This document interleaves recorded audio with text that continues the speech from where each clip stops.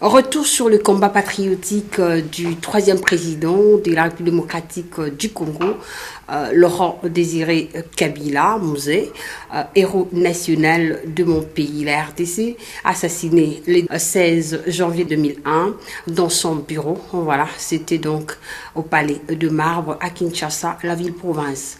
Mesdames et messieurs, nous avons le plaisir, n'est-ce pas, de vous présenter ce spécial 16 janvier 2024. Ça fera pratiquement 23 ans, jour pour jour, depuis qu'il nous a quittés. Alors, sur ce plateau, j'ai le plaisir, le bonheur de recevoir pour vous un des cadres du PPRD et aussi il est compagnon de Mosé Laurent Désiré Kabila. Et lui, c'est Monsieur Jean-Luc Kaka. C'est un combattant à qui je dis bonjour. Bonjour, merci. Et nous célébrons, on peut dire comme ça, parce que c'est un héros de notre pays. Il a milité, il a, n'est-ce pas, donné ce qu'il avait comme talent, grâce, don pour le développement de ces pays. La libération, lorsqu'on parle de la libération, c'est M. Laurent Désiré Kabila. Alors si on peut dire quelques souvenirs que vous avez de ces grands messieurs, notre troisième président, qu'est-ce que vous pouvez dire? Je salue principalement les Congolaises et les Congolais qui nous suivent en ce moment. Techniquement, tous les combattants de la Révolution, aujourd'hui victorieux, face à la refondation, à la réorganisation et à la réorientation de la gestion de la chose publique en République démocratique du Congo. Parle de celui que nous avons connu, nous, personnellement, qu'on m'a appelé le vieux Raoul, et affectueusement pour les Congolais, Mosé Laurent Désiré Kabila, c'est une icône. Malheureusement, nous n'avons pas le panthéon en République démocratique du Congo. Les esprits forts doivent être enterrés avec le temps dans un panthéon congolais. Parce que, vous savez, il y a ceux qui, naturellement, ont versé le sang pour leur combat d'engagement patriotique. Et en ce jour, feu Laurent Désiré Kabila, Dormassé, feu Patrice Emery Lumumba. Tout à fait. C'est des flammes. Et les souvenirs tels que légués principalement pour les Congolais serait de ne jamais trahir le Congo. Et ça, c'est dans l'ancrage, dans les us fonctionnels, autrement dit, dans les habitus des Congolais. Ils doivent intérioriser cette notion de ne jamais trahir le Congo. Ah, d'accord. Autrement dit, ce patriotisme rénovateur. C'est-à-dire, nous avons le patriotisme, mais si ça doit être rénové. Moi, je vite souvent le nationalisme, parce que cette notion est comparable à la nation hitlérienne face aux intégristes. J'ai une vision de la patrie, c'est-à-dire ceux qui optent pour notre chère et beau patrie, de permettre enfin que nos frontières soient bien protégées. Okay. Enfin qu'il règne la beauté et la bonté en République démocratique du Congo, pour que nous arrivions à promouvoir une culture politique de participation, une culture philosophique de développement et une organisation efficace ou efficiente par rapport à la gestion de la cité. Autrement dit, notre patriotisme ne doit pas être théorique. Tout à fait. Ça doit être matérialisé. Tout à fait. Et au niveau de la gestion, la patrie peut être matérialisée par rapport à des grandes orientations. Alors, en ce qui concerne personnellement moi, avec Feu Laurent Désiré Kabila, nous l'avons connu après un long moment, parce qu'à l'époque nous nous sommes retrouvés à l'université de Kisangani, et après la libération nous sommes venus à Kinshasa, qu'on devrait relancer nos études. Okay. Et personnellement, il s'est engagé pour une prise en charge des frais académiques des étudiants qui ont quitté l'université de Kisangani à l'inscription à l'université de Kinshasa. Et à cette époque, il appelait personnellement le secrétaire général académique qui était là, Feu Kapetanzao, qui était secrétaire général académique, et lui donnait une instruction pour inscrire les étudiants et qu'il payait les frais d'études seul, parce qu'il voulait que nous soyons brillants et intelligents, parce qu'il s'est posé des questions que je voulais que ces jeunes puissent être brillants pour servir la République démocratique du Congo. Et à ce moment, ça nous a marqué parce qu'on a été rangé en sciences politiques et administratives.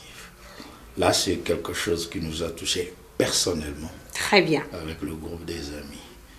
Alors, au-delà de ça, cet engagement, cet élan de la protection de notre pays et de l'engagement fondamental de participer tous dans la refondation et la réorganisation de la RDC. Alors, s'il s'avère, quand vous posez la question de décrire le rôle et l'héritage du regretté Laurent Désiré Kabila dans le contexte de la lutte pour l'indépendance et la stabilité, voilà, de la RDC, qu'est-ce que vous pouvez, n'est-ce pas, dire comme élément? Cet héritage, au début, après la mort, ça a été incarné par un de nous, un de fils digne de cette République, le camarade Joseph Kabila Kabange, président honoraire de la République démocratique du Congo et sénateur à vie, qui mérite d'être salué, parce qu'après la mort du feu Laurent Désiré Kabila, les états-majors furent avec des inquiétudes, parce que la République était dans ses partitions les plus extrêmes. Et généralement, la RDC de Kimpavita et de Simon Kimbango présentait au moins 4 poches et plusieurs mouvements de résistance, pour ne pas parler mouvement Maï-Maï. Et il a fallu un an, et notre camarade Joseph Kabila, qui a incarné cette flamme, et dans cette flamme a engendré une république. Parce que à la veille de la mort de Mzé, le pays n'était pas uni.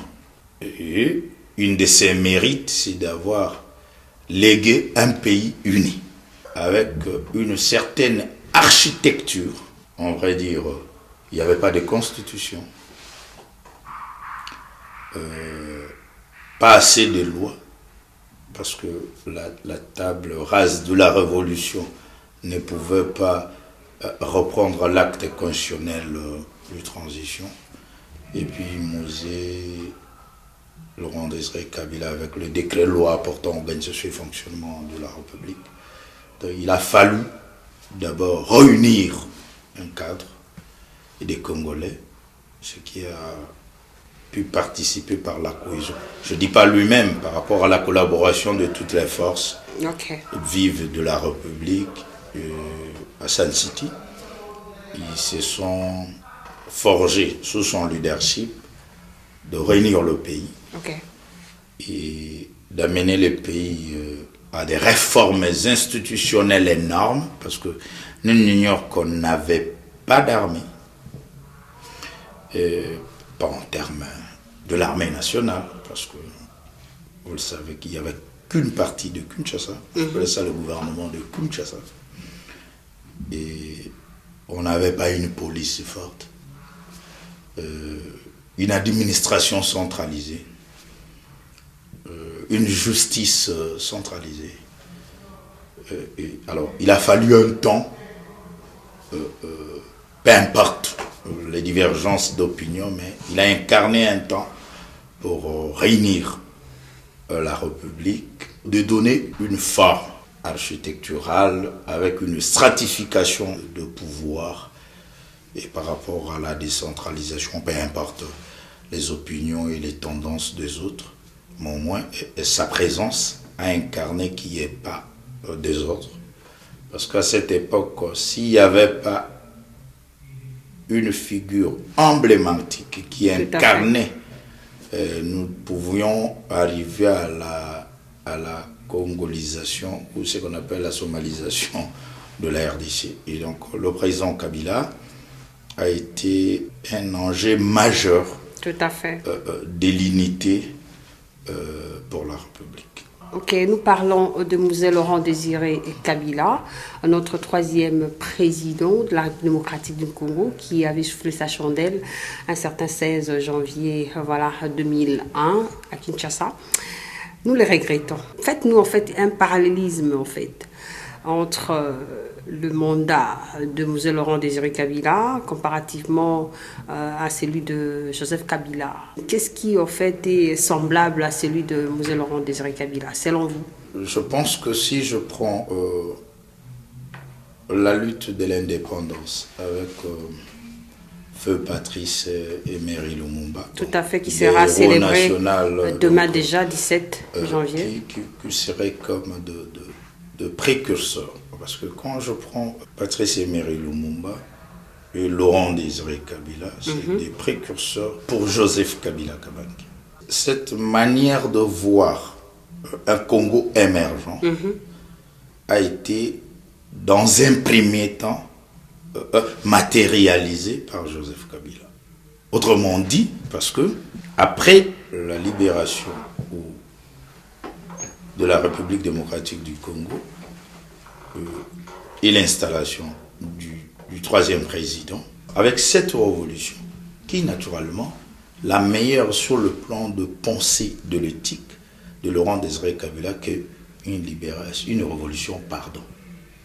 Okay. C'est-à-dire, sous d'autres cieux, les révolutions ne pardonnent pas les anciens gestionnaires. Et cette révolution, après le pouvoir, c'est une révolution, pardon, dont il y a eu intégration des différents membres comme acteurs politiques qui sont aussi aujourd'hui. Hein, vous le voyez. Alors, cette incarnation a été matérialisée. Donc, lui était comme précurseur pour qu'à sa mort, nous n'avons pas eu un État d'ensemble dans ces 2 millions et quelques kilomètres carrés. Mais il y a quand même, quelqu'un matérialise que ce Congo de Simo Kimbangwe, de Kimpavita, au-delà de moi-même comme individu, avec le concours des autres, nous devons nous unir en nous dépassant dans les postes de responsabilité. Ça, c'est l'héritage des musées face au président honoraire Joseph Kabila. Et cette flamme se tient dans la réorganisation et la refondation. Ah, d'accord. Et là, il y a toujours le jalon, parce que face aux critiques des autres, il y a des choses qu'on n'a pas fait, et des choses que son prédécesseur doit faire, et le président Tshisekedi, que nous saluons pour sa victoire à l'élection présidentielle en République démocratique du Congo. Exactement. C'est le prédécesseur doit faire avec continuité des services publics de l'État, qui, naturellement, doit achever d'autres. Mais le premier a participé d'abord à l'unité nationale, à la cohésion nationale, à donner l'État la forme, et à lancer le jalon du développement. Madame, pour nous, et les anciens ne vont pas me contredire, nous n'avons pas eu d'Internet. Les autres peuvent faire. On n'avait pas de téléphone. Je m'en souviens, mon ami Patine Souzi était maire de ville de Matadi. Il peut en témoigner. À l'époque, on est étudiant au campus, avec d'autres qui sont ici, mon professeur Taylor, avec tous nos amis, paix à leur âme, les Tété Kabou qui sont morts, les Saïdi Loïto. Il y avait un groupe d'amis où le téléphone était un luxe. Pour téléphoner, notre ami Patine Souzi avait un seul téléphone dans le couloir. Qui est en luxe, le téléphone? Tu connais comme ça, non? Avec comme ça. Mais il y a eu quand même une forte participation pour avoir que ce téléphone. Je m'en souviens, pour ne pas paraphraser mon père, sur la vente, quand quelqu'un a l'argent et qui doit mettre ça dans une banque. Vous allez vous rendre compte que nos parents ont mis l'argent dans les banques du peuple, Cadeco à l'époque.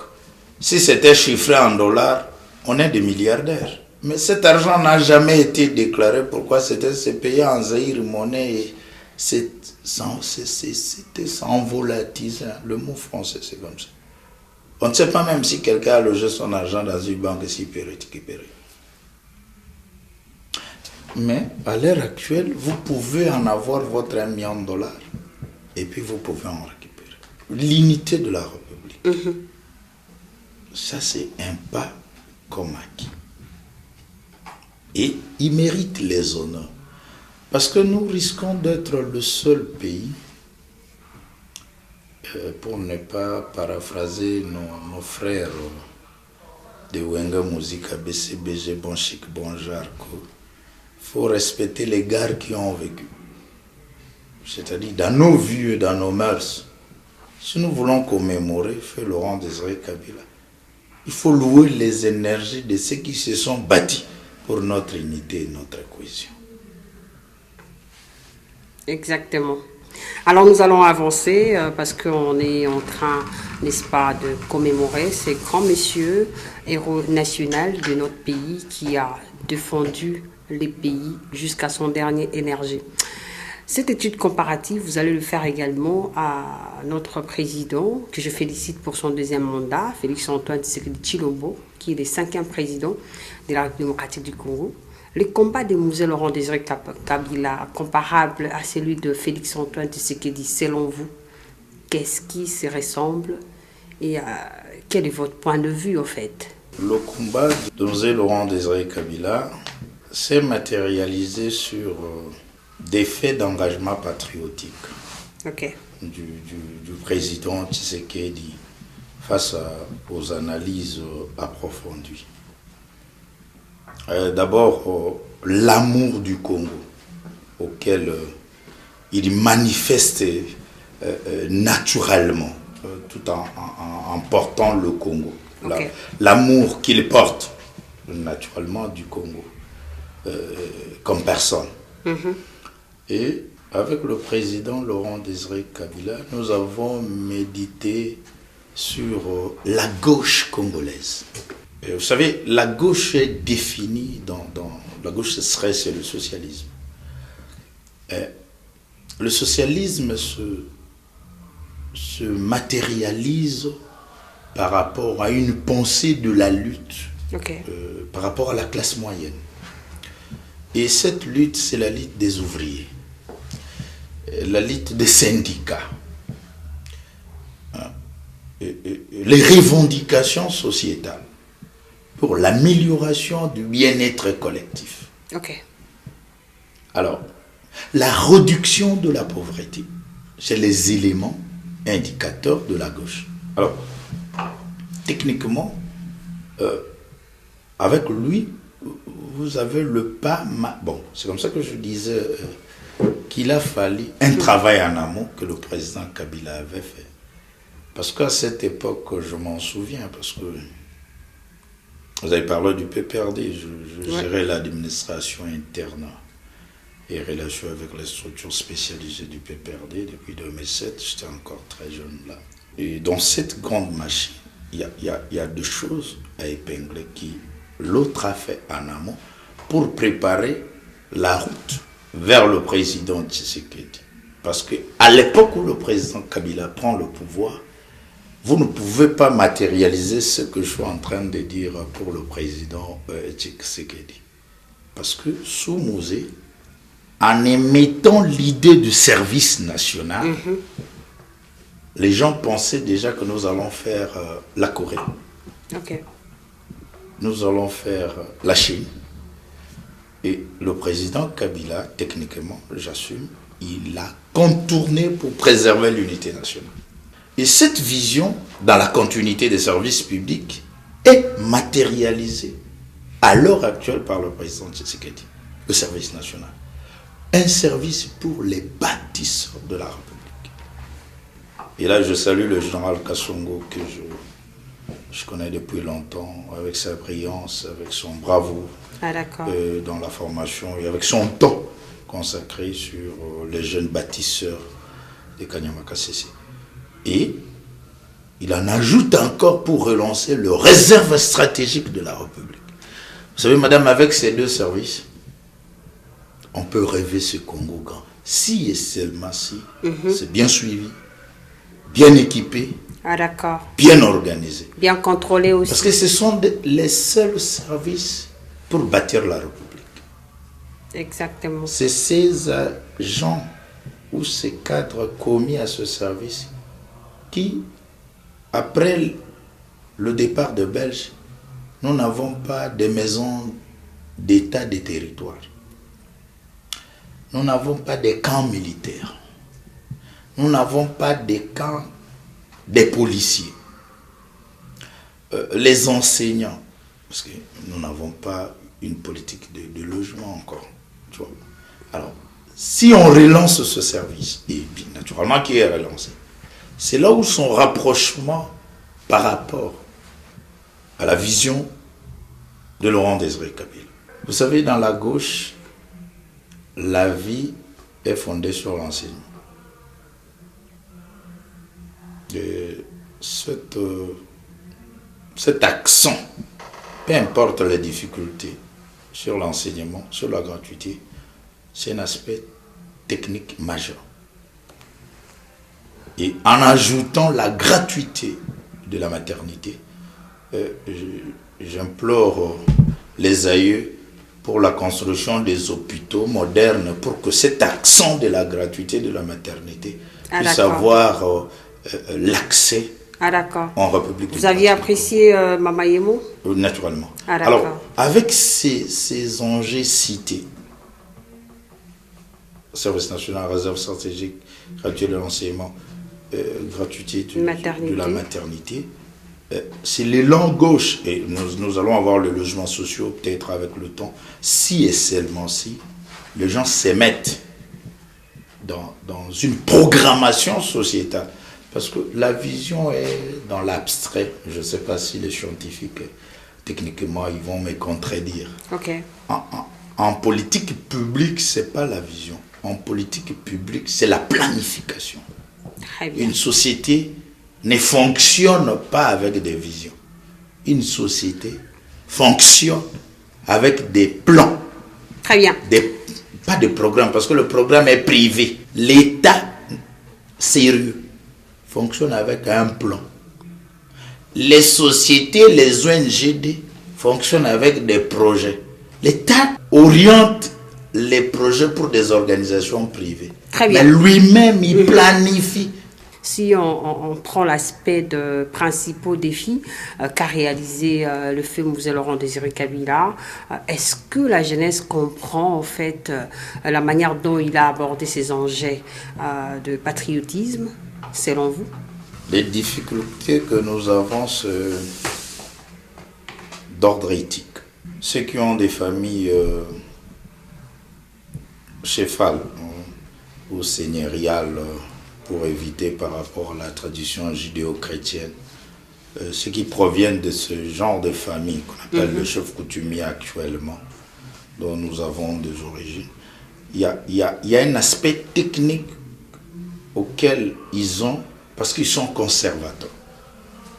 C'est-à-dire, dans des sociétés modernes, nous avons les modérés, les conservateurs, les libéraux, les ultras, c'est ça.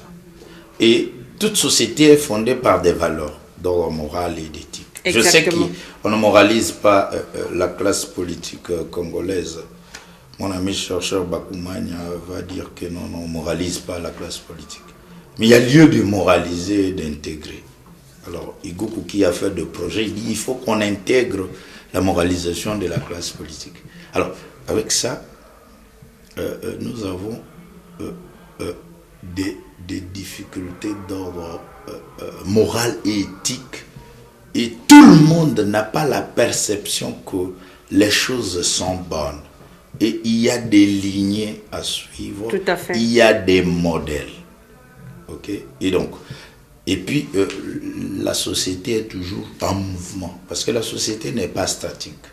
Elle est dynamique. De 2007 en 2000, où Laurent Désiré Kabila est assassiné, il y avait des mœurs, d'éthique moderne qui véhiculaient dans le monde. Et puis il y avait deux courants. Okay.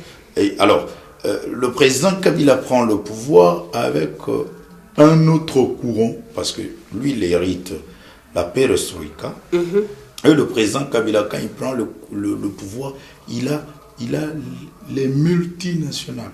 Donc, un autre courant du capitalisme avec son stade le plus performant. Alors, est-ce qu'il faut-il se borner à la perestroïka par rapport à l'adaptation et au courant de son mandat? Vous avez un changement pour les gens qui ont fait la comptabilité du plan comptable général zaïrois à l'OADA. Alors, et même les businessmen du monde, et vous savez que les multinationales n'ont pas d'âme, ils ont que des intérêts, et ils gèrent aussi des présidents, ils sont plus puissants que des présidents. Et face à votre courant de la gauche, ça peut subir des mutations. Ce qui fait que pour faire des ouvertures, il faut d'abord accéder à ce courant, un peu sous réserve, parce qu'ils amènent des capitaux. Et maintenant, le président Tshisekedi entre là où maintenant les multinationales opèrent avec un enjeu capitaliste où il y a deux blocs, c'est-à-dire